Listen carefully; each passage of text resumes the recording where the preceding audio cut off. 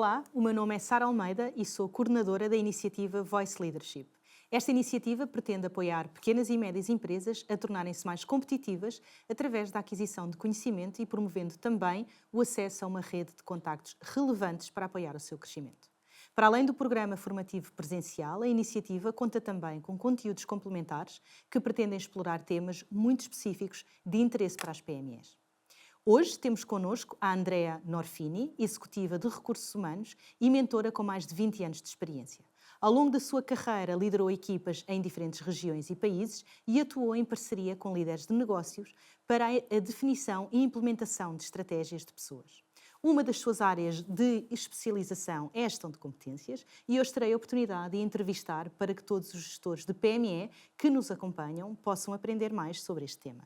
Andrea, em primeiro lugar, muito obrigada pela tua presença aqui no estúdio da Nova SPE para esta sessão de mentoria online. Vamos falar de gestão de competências. Eu fui líder de uma equipa que hoje percebo que era demasiado grande para mim ao nível de reportes diretos. Na altura nunca senti isso, é verdade, mas agora percebo que se calhar deveria ter havido ali um ajuste ao nível do número de pessoas que eu tinha que liderar diretamente. E um dos temas que nós mais falávamos na altura, isto eu venho de multinacionais, mas senti isso também depois em conversas com pequenas e médias empresas, gestão de competências é uma temática muito importante. Portanto, muito obrigada por estares aqui hoje a falar disto e pergunto-te, em primeiro lugar, o que é uma organização que se baseia, que trabalha mais em competências? Obrigada pelo convite, Sara. Olha, o modelo de competências nada mais é do que definir claramente quais são as habilidades, os conhecimentos necessários para a execução de uma estratégia. Eu sempre gosto de conectar competências, habilidades, conhecimentos para a entrega de objetivos de negócio, de resultado. Então, o modelo de competências, o modelo de habilidades está baseado neste formato. Acho que um ponto importante, e qual é a diferença e as tendências que eu vejo acontecendo, né? No passado, as organizações, as empresas tinham modelos de competências que eram fixos. Para todos os colaboradores, um modelo de competências comum. Hoje, e muito focado também na função. O que eu preciso para entregar aquela função? Okay. A diferença de modelos mais contemporâneos é que são desenhados a partir de estratégia e de desafios internos e externos para execução daquilo que a gente precisa alcançar para atingir os resultados de negócio. Portanto, mais flexível. Muito mais flexível e com a pessoa no centro. Então, é o que aquela pessoa pode trazer de habilidade, de conhecimento, que apoia a organização a entregar esses resultados, ao mesmo tempo que torna esta pessoa com muito mais facilidade para se movimentar na organização em diferentes funções. Portanto, nós movemos aqui de ter a função no centro para fazer este modelo das competências, para ter a pessoa no centro para fazer este modelo e deixámos de ter a mesma solução para todos. Exato, é? exato. Um desafio de uma área de vendas é diferente do desafio de uma área de tecnologia. Então, é com este olhar que modelos mais contemporâneos de competências desenham habilidades flexíveis. Ok. E aqui uma dupla pergunta agora, porque nós falamos de pequenas e médias empresas, não é? Estamos a falar de empresas que muitas vezes não só os recursos são limitados, como estes vários departamentos não existem de uma forma tão clara. Portanto, qual é que é a relevância deste modelo baseado em competências? Qual é que é a relevância para uma PME? E quais são os benefícios? Ou se até há ou não benefícios? Olha, eu acredito que para as pequenas e médias empresas ainda mais relevante. Porque existe uma escassez de talentos, né? Tendências globais. A gente tem digitalização, inteligência artificial, mudança demográfica. Isso vai trazer cada vez mais dificuldade na contratação e no desenvolvimento das pessoas disponíveis ali para atuar naquela função.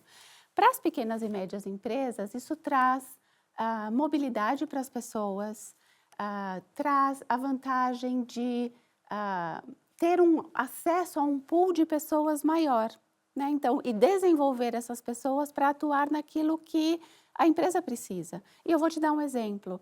Um outro dia eu estava conversando com uma empresa nesse processo de mentoria e a dificuldade era exatamente contratar e desenvolver pessoas para uma área específica.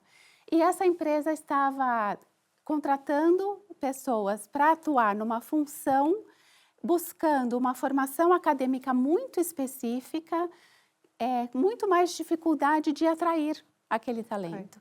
Então, quando eu trouxe essa perspectiva de trazer habilidades e focar na habilidade da pessoa e do potencial para aprender novas funções, a ampliação do pool de pessoas, do número de pessoas que aquela empresa poderia acessar foi muito grande. Então, acho que com esse olhar, com essa visão, como que a gente traz habilidades e competências pensando na estratégia que eu preciso entregar e desenvolvo essas habilidades a partir das pessoas que estão, dos melhores talentos que eu tenho para contratação e para desenvolver. Exatamente. Eu estava agora a lembrar-me, estavas a falar desse exemplo e lembrei-me também que... lembro perfeitamente que a descrição de uma posição de uma posição, não é, numa empresa está sempre muito focada no nome Exato. desta posição, não é? E isto varia constantemente. Um diretor de vendas pode ser um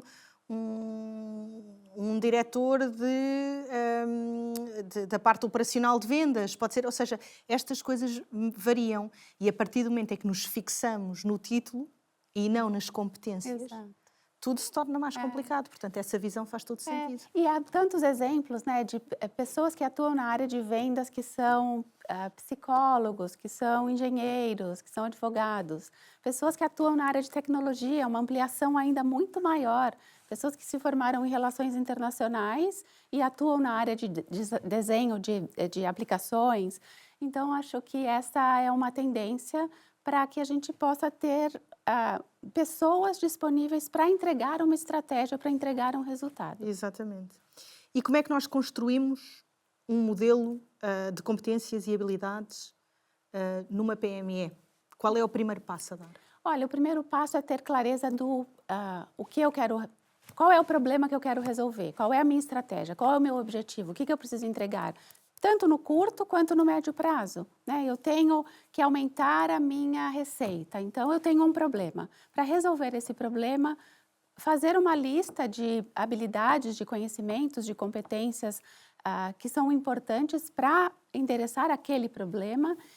E eu sempre gosto de trazer para a discussão líderes que conhecem essa área e pessoas que estão na posição atual para apoiar na definição de um conjunto de competências, 4, 5, 6, porque essas pessoas conhecem exatamente quais são os desafios, tanto os líderes dessas áreas quanto as pessoas que estão na posição atual. Então, você vai ter uma biblioteca de competências com 10, 15 comportamentos e essas pessoas vão se reunir para definir, por importância, destas 15, quais são as mais importantes para desempenhar no meu desafio atual. E acho que tem uma outra vantagem que é criar uma linguagem comum. Eu acho que quando você tem essas práticas e esses comportamentos muito bem estabelecidos, essas competências, os líderes entendem para fazer a avaliação, para fazer o processo de recrutamento e seleção, e as pessoas sabem o que é esperado delas. Então, traz mais transparência e traz essa linguagem do que cada um precisa trazer para a entrega de resultados. Sabes que uma das coisas que sempre me fez alguma confusão e eu lutei contra isto foi que muitas vezes se confunde competência com característica pessoal. E lembro-me de algumas avaliações de performance serem baseadas no facto de alguém ser mais ou menos extrovertido e isto é uma característica pessoal. Exato. Não é? É preciso ter muito cuidado com isso. Isso é um traço de personalidade. Traço de personalidade, é exatamente isso. Para mim, o que é competência? É o conhecimento que eu trago e a habilidade de aplicar aquele conhecimento, porque só conhecer não vai ter impacto. Então, é conhecer, eu conheço sobre finanças, então eu sei aplicar esses conceitos para entregar um resultado. Então, é a aplicação. Então, a competência eu defino de uma maneira mais prática como sendo o conhecimento que eu tenho, mas não é só conhecer, saber. É saber aplicar. E se tivesses que dar aqui uma mensagem final ao nível de gestão de competências para os gestores das nossas PMEs, o que é que dirias na ótica de ser uma coisa positiva? Como é que se dá o primeiro passo? Já disseste, mas mensagem final.